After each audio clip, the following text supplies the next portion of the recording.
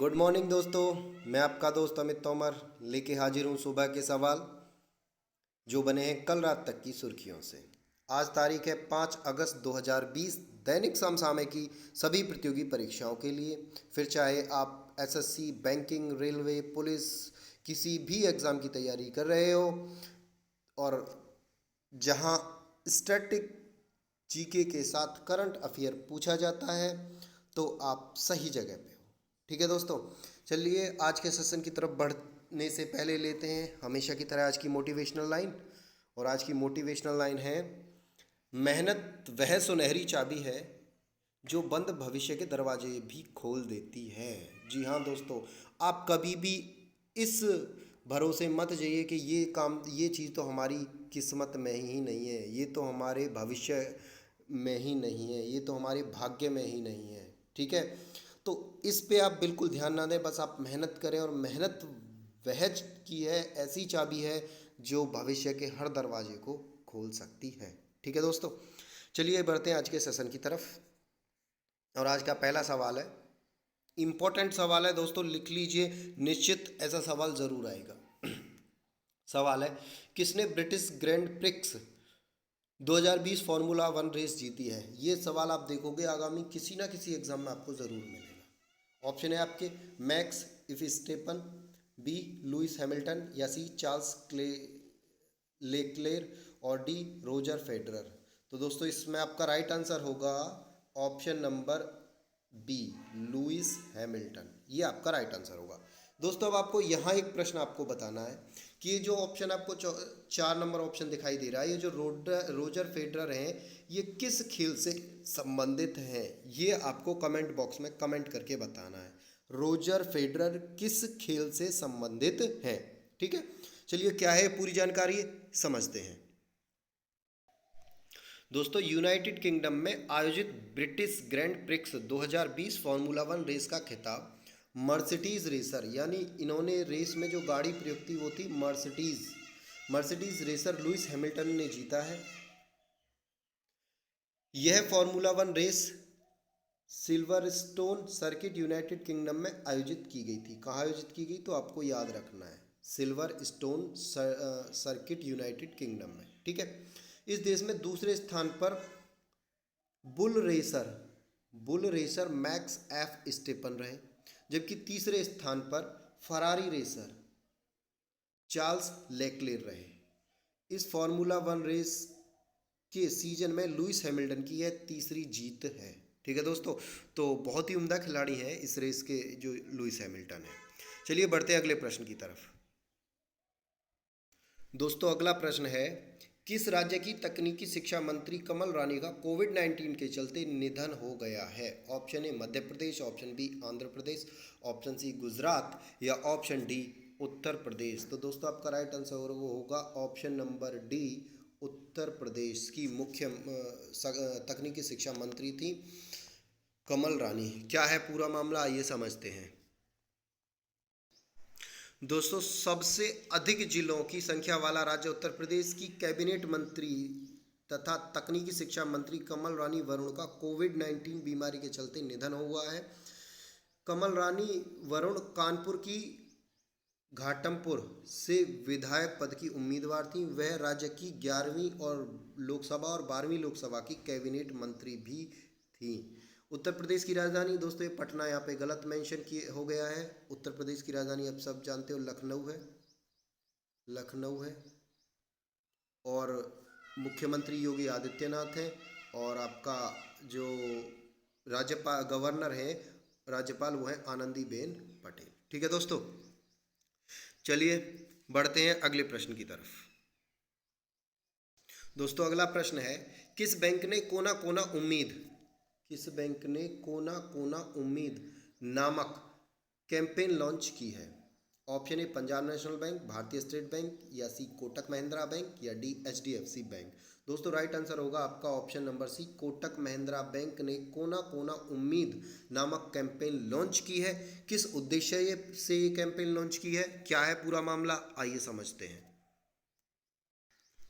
दोस्तों कोटक महिंद्रा बैंक ने अपने ग्राहकों को नए ऑफर पर छूट देने के लिए कोना कोना उम्मीद नामक कैंपेन लॉन्च किया है। इस अभियान के तहत बैंक ग्राहक ऋण बचत खाते, चालू खाते, कॉरपोरेटिव सैलरी खातों के साथ साथ कोटक क्रेडिट कार्ड जैसी डिजिटल भुगतान प्रणालियों पर उन्हें अहम ऑफर एवं डील दी जाएगी। कोटक महिंद्रा बैंक ने अपने ग्राहकों को shopping, fitness, health, business, kids and parenting, cyber care and security जैसी श्रेणियों में ऑफर देने के लिए 100 से अधिक ब्रांड के साथ समझौता किया है कोटक महिंद्रा बैंक ने। यानी आप इन ब्रांड्स को अगर कोटक महिंद्रा बैंक के जैसे आपका क्रेडिट कार्ड हुआ, इन सारी चीज़ों से खरीदोगे तो आपको वहाँ आपको छूट दी जाएगी। ठीक है दोस्तों, चलिए बढ़ते हैं अगली खबर की तरफ।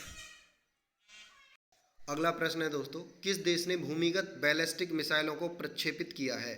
ईरान, जापान, रूस या अफगानिस्तान? आपका राइट आंसर होगा ईरान। क्या है पूरा मसला, आइए समझते हैं। दोस्तों, ईरान देश में रहस्यमय भूमिगत अमेरिका के सैन्य ठिकानों के पास भूमिगत बैलिस्टिक मिसाइल को लॉन्च किया गया है। भूमिगत बैलिस्टिक मिसाइल ये जो जमीन मार करती है। ठीक है, इस बीच ईरान ने 2 दिनों तक पूरी अच्छी तरह से प्रचारित सैन्य अभ्यास किया। यानी यहाँ ईरान ने सैन्य अभ्यास किया है भूमिगत मिसाइलों के साथ। इस भूमिगत मिसाइल ड्रिल के बाद ईरान के रिवॉल्यूशनरी गार्ड कॉर्प्स ने इसे दुनिया की पहली इस्लामिक खतरनाक सैन्य अभ्यास घोषित किया है। इससे ड्रिल के दौरान अमेरिकी सेना ने मध्य पूर्व में अपने अस्थायी ठिकानों को अलर्ट पर रखा। ईरान ने पिछले 2 हफ्तों में अमेरिकन फाइटर जेट द्वारा सीरिया पर ईरानी बेरूत बाउंड्री यात्रा विमान को परेशान करने का आरोप लगाकर यह कार्रवाई की। ठीक है दोस्तों, चलिए बढ़ते हैं अगली खबर की तरफ। दोस्तों, अगला प्रश्न है, दुनिया की सबसे उम्र दराज फ्लाइट इंस्ट्रक्टर एवं पायलट कौन बनी है? गैल्विन पीटरसन, मिस्तिन पैत्रिव, रवीना एस्टी, मेरान लुइयाना? दोस्तों, राइट आंसर होगा आपका रॉबिन एस्टी दुनिया के सबसे उम्र दराज पायलट बने हैं। अब क्या है पूरा मामला, आइए समझते हैं। दोस्तों, 99 वर्षीय रॉबिना एस्टीज, जी हाँ, इनकी 99 वर्ष की एज है, दुनिया की सबसे उम्र दराज फ्लाइट इंस्ट्रक्टर एवं पायलट बनी है। इससे पहले यह रिकॉर्ड जो था 92 वर्षीय व्यक्ति अयोवा के पास था। CNN के अनुसार रॉबिन एस्टी ने कैलिफोर्निया में रिवर साइड दुनिया के सबसे पुराने उड़ान प्रशिक्षण पायलट केंद्र में अपने अनुभवों को साझा किया। उनके एक छात्र ने उनकी इस अंतिम क्लास के बीच महत्वपूर्ण शब्द कहे कि एसटी से मैंने इतनी महत्वपूर्ण चीज़ें सीखी हैं जो कि शायद मैं 1000 घंटे तक क्लास करता तो भी नहीं सीख पाता। ठीक है दोस्तों, तो बढ़ते हैं अगली खबर की तरफ। अगला प्रश्न दोस्तों बहुत इंपॉर्टेंट प्रश्न है और किसी ना किसी एग्जाम में आपको देखने को ज़रूर मिलेगा। प्रश्न क्या है, किस राज्य के राज्यपाल ने 3 राजधानियों वाली योजना को मंजूरी प्रदान की है? Option A Andhra Pradesh, option B Bihar, option C Uttar Pradesh या ऑप्शन डी जम्मू और कश्मीर? तो दोस्तों, राइट आंसर होगा इस सवाल का आपका ऑप्शन नंबर ए आंध्र प्रदेश। हाँ जी, आंध्र प्रदेश राज्य में राज्यपाल ने 3 राजधानियों वाली योजना को मंजूरी दी है। क्या है पूरा मामला, आइए समझते हैं। दोस्तों, आंध्र प्रदेश राज्य के राज्यपाल विश्वाभूषण हरिचंदन ने राज्य की 3 राजधानी वाले बिल को मंजूरी दी है। बिल क्या था कि जी यहाँ आंध्र प्रदेश में 3 राजधानी होंगी। कैसे होंगी, समझिए बात को। आंध्र प्रदेश राज्य के राज्यपाल ने विशाखापट्टनम में कार्यकारी राजधानी, यानी जो आंध्र प्रदेश का शहर है विशाखापट्टनम, वहाँ तो कार्यकारी राजधानी होगी। एक जगह शहर है कुरनूल, वहाँ न्यायिक राजधानी होगी। और एक शहर है आप सब जानते हो अमरावती। अब तक कौन सी राजधानी थी, अमरावती थी। तो अब अमरावती में विधान राजधानी बनाने की योजना को मंजूरी दी है। ठीक है, यानी तीनों राजधानी शहर की अलग अलग, पूरे राज्य की अलग अलग होंगी। ऐसा किया क्यों है, इन्होंने सोचा है कि भाई आंध्र प्रदेश राज्य के जो वर्तमान मुख्यमंत्री हैं आप जानते हो जगनमोहन रेड्डी, उन्होंने कहा है कि भाई अगर हम इस तरह से कर देंगे, तीनों राज्यों की राजधानियों को अलग अलग कर देंगी तो एक ही शहर पे ज़्यादा बोझ नहीं पड़ेगा और उससे विकास का, राज्य का जो विकास है उसमें तेजी आएगी। इनका ऐसा मानना है। तो इस उद्देश्य से इन्होंने इन तीनों एक राज्य की 3 राजधानियों को अलग अलग किया है। बात समझ पाए होंगे। चलिए बढ़ते हैं अगले प्रश्न की तरफ। दोस्तों अगला प्रश्न है आपका, great eastern shipping company limited के स्वतंत्र निर्देशक कौन बने हैं? ऑप्शन ए प्रदीप शुक्ला, सुरेश नेहरा, उर्जित पटेल या आकाश महाजन। दोस्तों आपका राइट आंसर होगा उर्जित पटेल। ठीक है, अब क्या है पूरा मामला, पूरी खबर क्या है, आइए समझते हैं। दोस्तों आरबीआई के पूर्व गवर्नर उर्जित पटेल को अगले 5 वर्षों के लिए great eastern shipping company limited का स्वतंत्र निदेशक नियुक्त किया गया है। उनका कार्यकाल 1 अगस्त 2020 से शुरू होगा। उर्जित पटेल ने सितंबर 2016 से दिसंबर 2018 तक भारतीय रिजर्व बैंक के 24वें गवर्नर के रूप में कार्य किया। पटेल ने अपने पेशेवर कैरियर की शुरुआत अंतर्राष्ट्रीय मुद्रा कोष IMF से की, फिर वह वित्त मंत्रालय भारत सरकार के सलाहकार बने। उनके 15 वर्षों के निजी क्षेत्र में अनुभव को देखते हुए उन्हें यहाँ इस पद पर नियुक्त किया गया है। ठीक है, चलिए बढ़ते हैं अगले प्रश्न की तरफ। दोस्तों अगला प्रश्न है आपका, नितिन गडकरी जी ने महात्मा गांधी ब्रिज का उद्घाटन किस राज्य में किया है? ए मध्य प्रदेश, बी बिहार, सी जम्मू कश्मीर या डी असम। दोस्तों इस सवाल का राइट आंसर होगा ऑप्शन नंबर बी, बिहार में किया है महात्मा गांधी ब्रिज का उद्घाटन नितिन गडकरी ने। क्या है पूरी खबर, आइए समझते हैं। दोस्तों बिहार राज्य में स्थित गंगा नदी पर, आपको ये याद रखना है ये जो पुल बन रहा है किस नदी पे बन रहा है? गंगा नदी पर। आपसे पूछा जा सकता है जी अभी हाल ही में जो नितिन गडकरी ने एक पुल का उद्घाटन किया है महात्मा गांधी ब्रिज का, वो किस नदी पर बन रहा है? तो गंगा नदी पर। महात्मा गांधी ब्रिज के नवीनीकरण के लिए केंद्रीय सड़क परिवहन मंत्री नितिन जयराम गडकरी ने अपस्ट्रीम कैरिजवे का उद्घाटन किया। बिहार राज्य में महात्मा गांधी ब्रिज की 2 लेन 4 लेन पुल की पूरी तरह से तब्दील हो चुकी है, जिसमें कुल 1742 करोड़ रुपए की लागत आई है।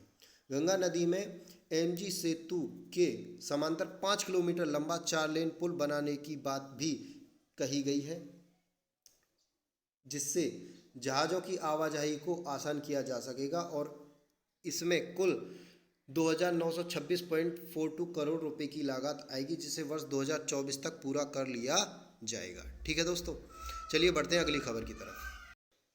दोस्तों अगला प्रश्न है आपका, HP कंपनी के प्रबंधक निदेशक कौन बने हैं? ऑप्शन ए दीपक मान आहूजा, प्रशांत शेरावत, नीरज शुक्ला और ऑप्शन डी केतन पटेल। दोस्तों राइट ऑप्शन होगा आपका option number D, Ketan Patel बने हैं HP कंपनी के नए प्रबंध निदेशक। क्या है पूरी खबर, आइए समझते हैं। दोस्तों HP ने केतन पटेल को बांग्लादेश, श्रीलंका और भारत में कंपनी के कारोबार के लिए जिम्मेदारी HP ग्रेटर इंडिया का प्रबंध निदेशक नियुक्त किया है। केतन पटेल ने HP ग्रेटर इंडिया के वर्तमान प्रबंधक निदेशक विनय अवस्थी की जगह ली है। ठीक है, इन्हें विनय अवस्थी की जगह ये पद दिया गया है। HP ने केतन पटेल को नवाचार और विकास में प्रगति और अस्थायी परिस्थितियों में कंपनी की स्थिति को सुधारने और साझेदारी पारिस्थितिकी तंत्र को मजबूत करने के लिए उन्हें यह जिम्मा सौंपा है। पटेल 2005 में HP में शामिल हुए थे। वर्ष 2013 से 17 तक वह HP इंडिया में पर्सनल सिस्टम के वरिष्ठ निर्देशक पद पर कार्यरत रहे। साथ ही उन्होंने विप्रो इन्फोटेक में TVS इलेक्ट्रॉनिक्स के पदों पर भी काम किया है। चलिए बढ़ते हैं अगली खबर की तरफ। दोस्तों अगला प्रश्न खेल जगत से जुड़ा है। अगला प्रश्न है, किस देश में IPL सीजन के 13वें संस्करण का आयोजन किया जाएगा? दोस्तों कोविड-19 के चलते IPL अभी तक नहीं हो पाया है और अब जब IPL का 13वां संस्करण स्टार्ट हो रहा है, आयोजन किया जा रहा है, तो किस देश में किया जा रहा है? ऑप्शन ए है आपके UAE, भारत, दक्षिण अफ्रीका या न्यूजीलैंड। तो दोस्तों कोविड-19 के चलते भारत में ना होके IPL का संस्करण हो रहा है कहाँ? UAE में। ठीक है दोस्तों, UAE आपका राइट आंसर होगा। तो ये थे आज के आपके प्रमुख सवाल। बढ़ते हैं आज की इंपॉर्टेंट बुक्स की तरफ। आज की इंपॉर्टेंट बुक्स में क्या है? पहली बुक है आपकी fortune to Mars the quartet that spun India to glory, जो लिखी है आदित्य भूषण और सचिन बजाज ने। इंपॉर्टेंट बुक है और इससे भी इम्पोर्टेंट बुक है the daughter from A wishing tree, जो लिखी है सुधा मूर्ति ने। ठीक है दोस्तों, ये आज की इम्पोर्टेंट बुक है। उम्मीद करता हूँ आपको सेशन पसंद आया होगा, और पसंद आया तो इसे लाइक और शेयर करना ना भूलें। चलिए मिलते हैं कल की क्लास में, तब तक के लिए बाय बाय।